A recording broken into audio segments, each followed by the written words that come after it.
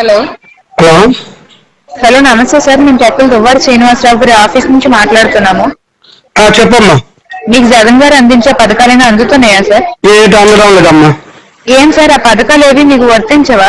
ఏటి వర్తించలేదు. రాబట్టి రాయండి, షో పెడతాను. ఏటి వర్తించినవి నాకు షో పెట్టండి. పర్లేదు సార్. మీకు జగన్ తొలగివి ఏవైనా వర్తించినాయి నాకు షో పెట్టండి. 18 మీటర్లు వర్తించినాయి. ఇప్పుడు ఆ 18 మీటర్లైనా నాకు ఇవ్వలేదు. మరి వాళ్ళని సచివాలయంకి వెళ్ళి అడిగారా?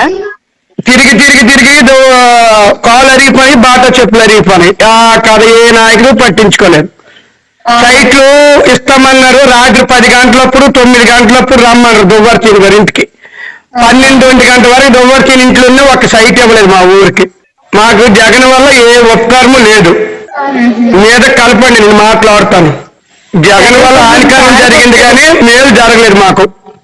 అదే సార్, చాలా మందికి పథకాలు అవి పడ్డాయి కదా సార్. తొలుచురు కానీ పడ్డాయి లేదు, అడగండి, వచ్చి ఎంక్వైరీ చేయండి. తప్పేముంది?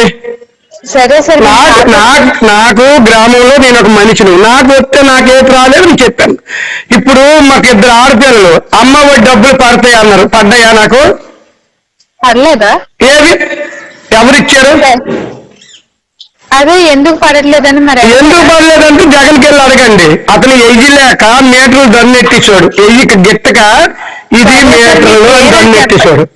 సరే, మీ పేరు చెప్పండి, మేము సార్కి ఒకసారి ఇన్ఫార్మ్ చేస్తాం. నా పేరు హనుమంతు సింహాచలము. ఒక్కసారి సార్, హనుమంతు సింహాచలం. చలం.